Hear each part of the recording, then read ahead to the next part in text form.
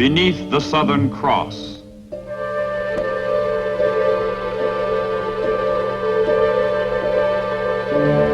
Somewhere in the South Atlantic, somewhere in the majestic waters which separate the continents of Africa and South America, a German submarine keeps a secret rendezvous. With supplies exhausted after weeks of preying on Allied shipping, the U-boat makes contact with a supply submarine, a milk cow from which it will take on fuel, food, ammunition. Fattened and refreshed, fighting submarines range farther, strike oftener, hit harder without having to return to base. The South Atlantic is now a battleground.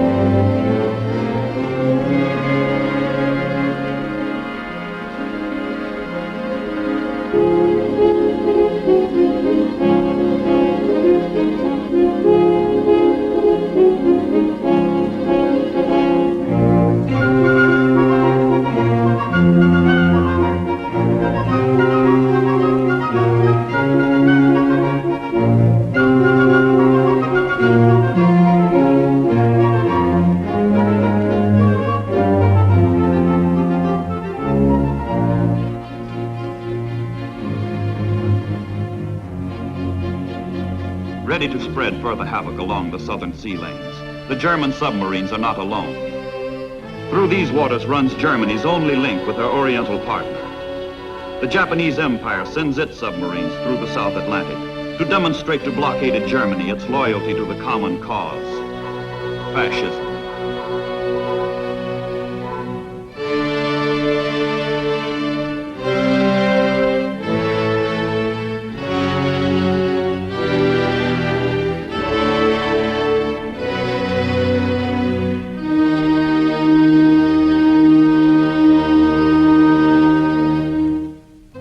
Admiral Karl Dönitz, the chief of submarine warfare, himself extends Germany's warmest welcome to his Axis comrades in arms from the far Pacific.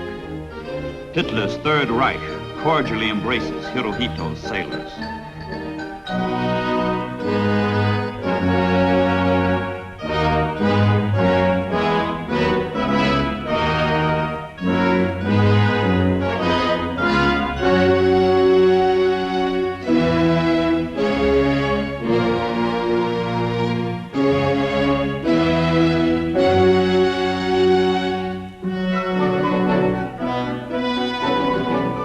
For the German Navy, war has come 5 years too soon.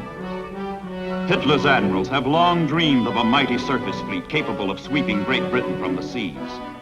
But Adolf Hitler, impatient for his war, has not given his admirals time to build the navy for which they hoped. The German surface ships consist only of 2 old battleships, 10 cruisers, and 3 pocket battleships, which are the pride of the fleet.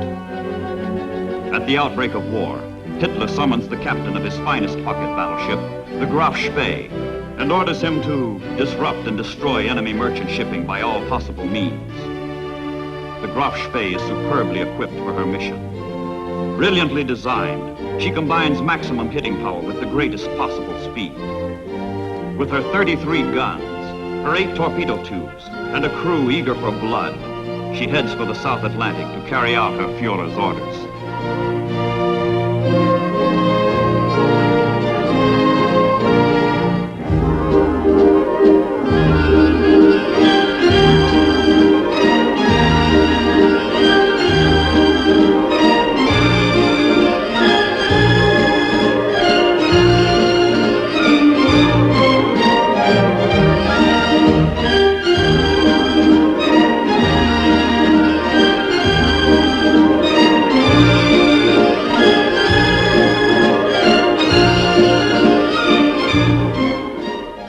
The Graf Spee is wildly successful. Single-handed, she hunts down and murders 50,000 tons of precious Allied shipping. As long as the Graf Spee is on the loose, no freighter within her enormous cruising range is safe. Let any merchant ship run afoul of her, and that ship is doomed.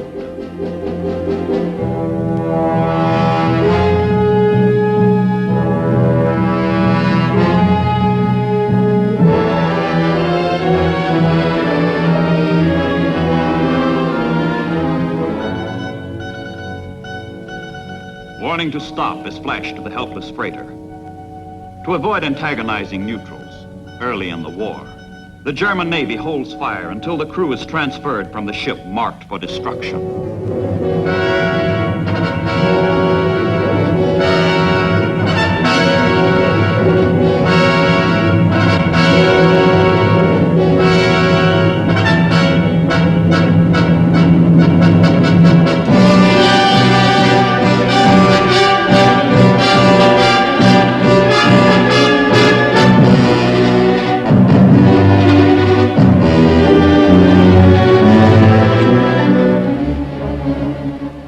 The menace of the Graf Spee overshadows the entire South Atlantic.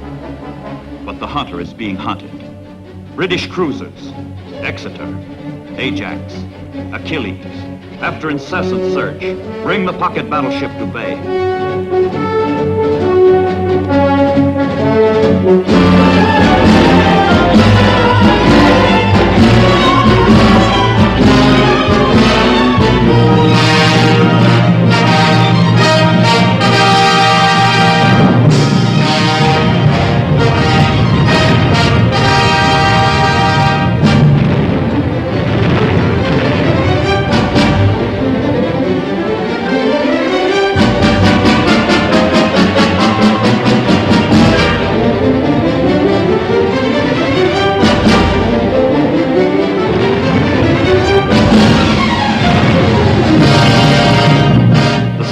Of the Royal Navy win the day. They damage the Graf Spee, but they do not sink her. Crippled and far from base, the German runs for cover.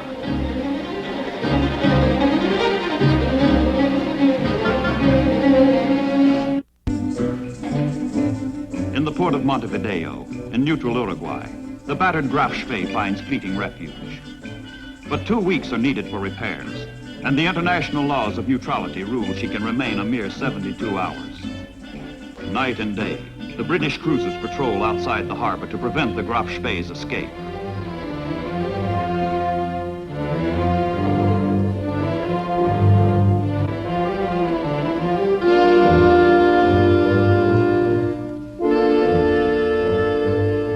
Ashore, the Uruguayan government imposes the strict neutrality rules on the German crew and rejects the desperate pleas of their captain to extend the time limit. The Graf Spee is trapped.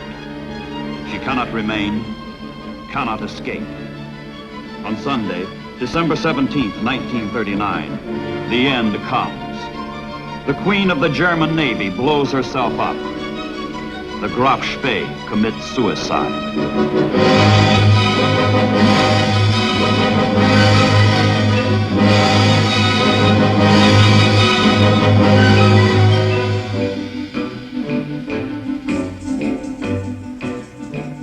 But Axis warships are not alone in menacing the free world below the Tropic of Cancer.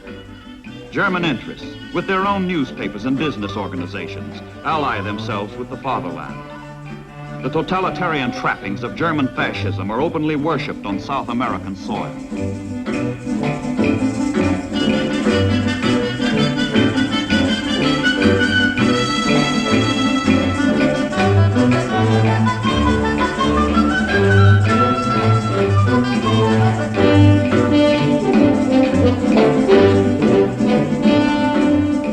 Fascism even threatens the Caribbean.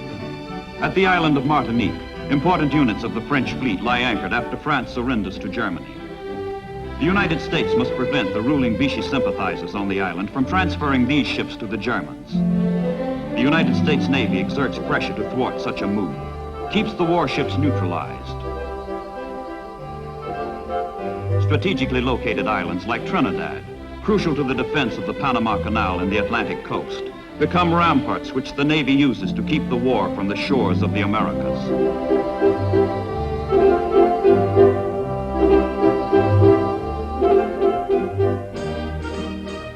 Trinidad's naval operating base begins functioning in August 1941. When the United States enters the war, Trinidad is a keystone in the Southern convoy system and anti-submarine warfare.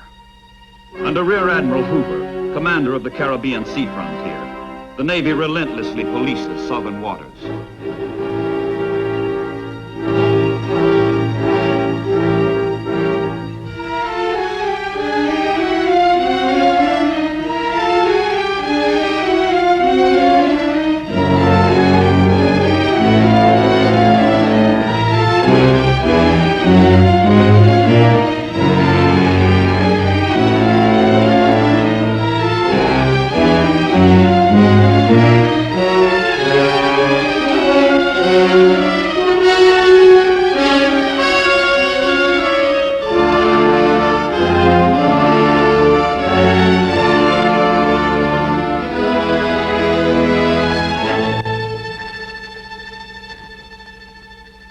There is another kind of killer loose beneath the Southern Cross.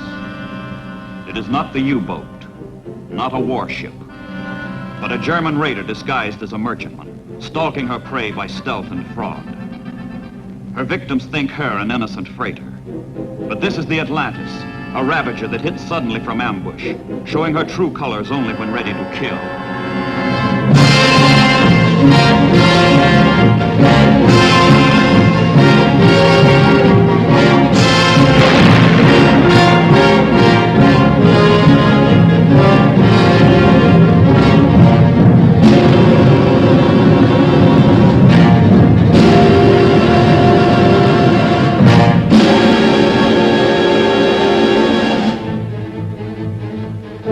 The Atlantis, a masked assassin of the sea, killer in mufti.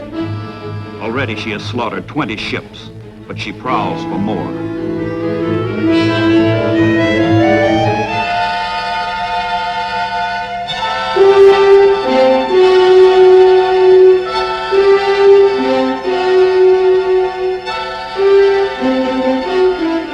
A fat prize, this one.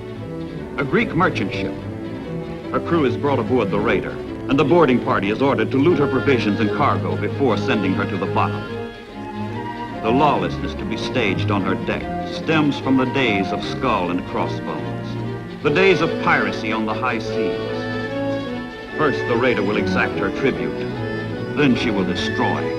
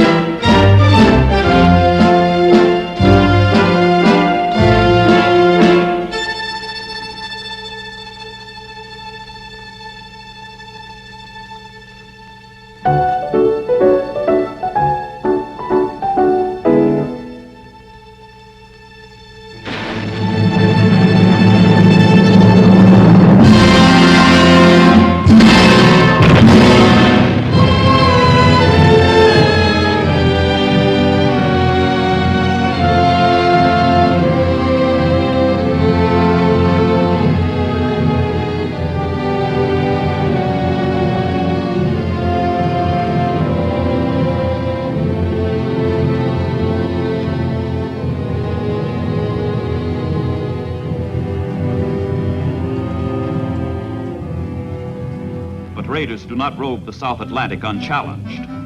His Majesty's cruiser, Devonshire, sweeps far and wide to flush them out of these remote, vital waters, which feed the world's major ocean arteries.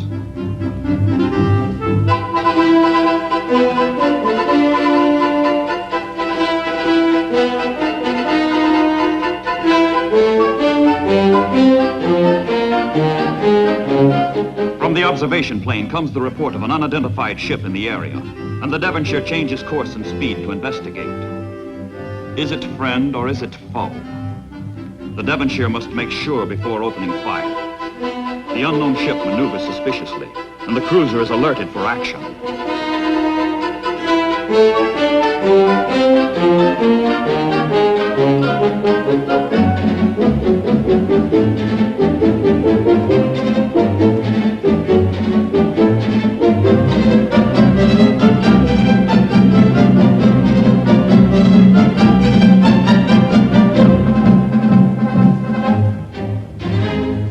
Suspicion grows into certainty as a check of intelligence reports indicates the ship may be the German raider known as number 16. Secret recognition signals from the Devonshire bring only evasive response from the mystery ship. No doubt remains. This is no friend, no innocent freighter. This is the raider Atlantis.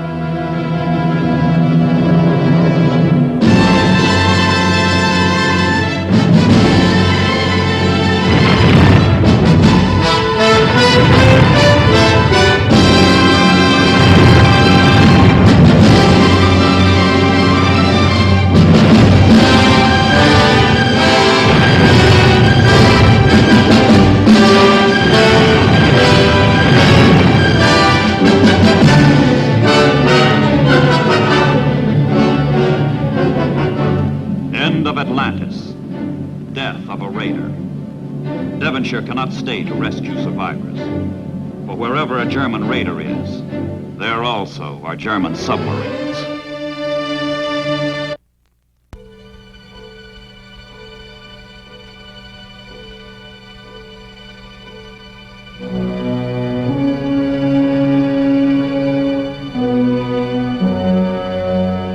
Hoping for combat, but too late to catch the wary Devonshire, the U-boat finds herself faced with a mission far different. Rescue at sea. For surviving crewmen of the Atlantis and the captured Allied seamen from her victims, the providential appearance of the submarine means sudden salvation.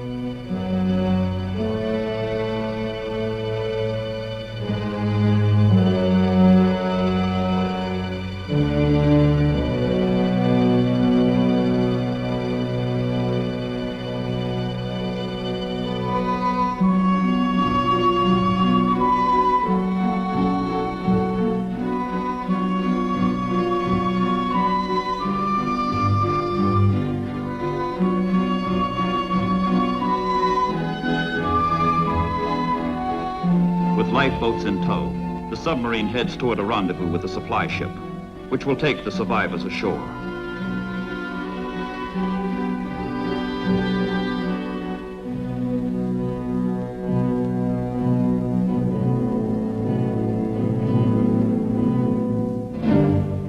Halfway between Africa and South America, midway in the South Atlantic, Ascension Island, a barren slab of volcanic rock, transformed by a freak of war into a militant sentinel. American engineers transformed this isolated English possession into a hornet's nest for the enemy, a haven for friends.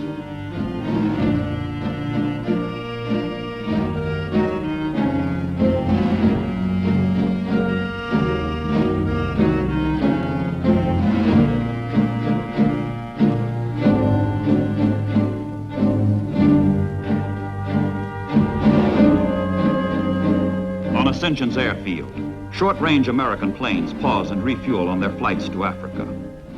And from Ascension, patrol planes wing out in both directions, where the bulge of Africa and the bulge of Brazil squeeze the ocean together into the South Atlantic Narrows. Here the hunt for U-boats is pursued in a monotonous, unrelenting manner. Here more submarines are destroyed than in any other comparable stretch of ocean.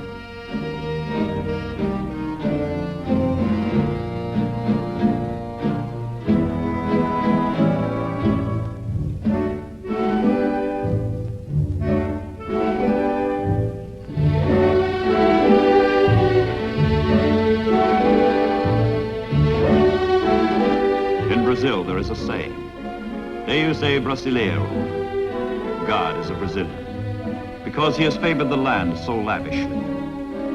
In August of 1942, Brazil joins the Allies in fighting the aggression that imperils the two Americas alike. The navies of Brazil and the United States have long worked together. Under the overall direction of Vice Admiral Jonas Ingram, commander of the United States Fourth Fleet, the resources, bases, manpower, and the training of the two great republics are pooled into one single, splendid cooperative effort.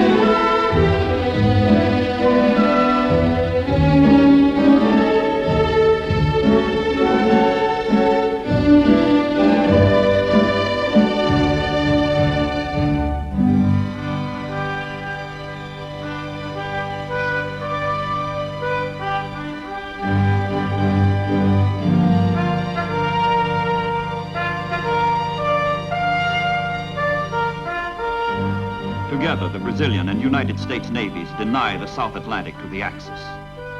The impact of sea power here is felt afar in the African desert, where 500 Sherman tanks, convoyed safely through the Narrows, turn the tide of battle at El Alamein.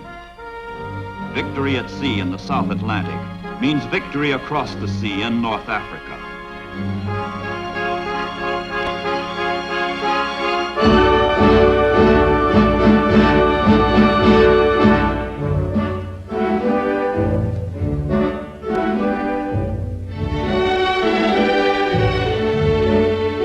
From bases like Natal, Cape San Roque, Recife, Fortaleza, Belém, bases on the bulge of Brazil, the Navy sends up its aircraft to scan the aquamarine waters of the southern hemisphere. The blimps are the first of their kind to cross the equator. Their steady, patient patrols add another dimension to convoy protection.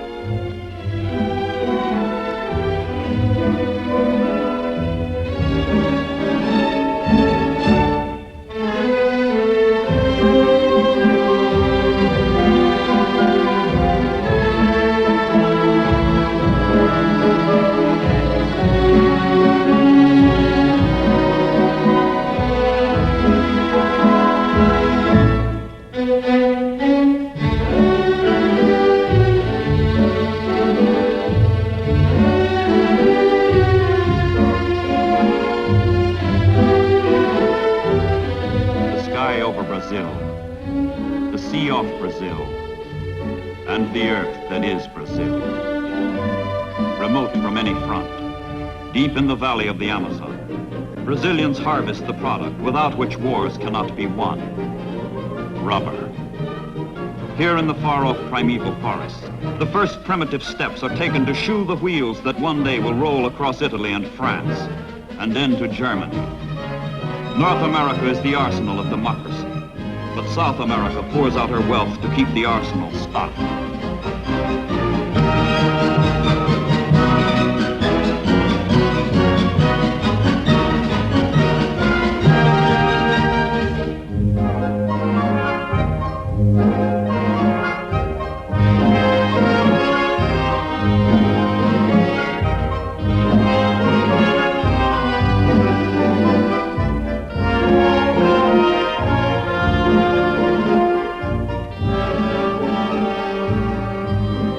Convoys come through, bearing the wealth of the Southern Hemisphere. Refusing to pay 1 cent for tribute, but willing to spend millions for defense, the American republics have swept from the ocean highways of the South Atlantic their common foe. Spread wide across the sea, guarded by the might of nations which can fight side by side because they have learned to live side by side, the ships stream toward their goal: Allied victory.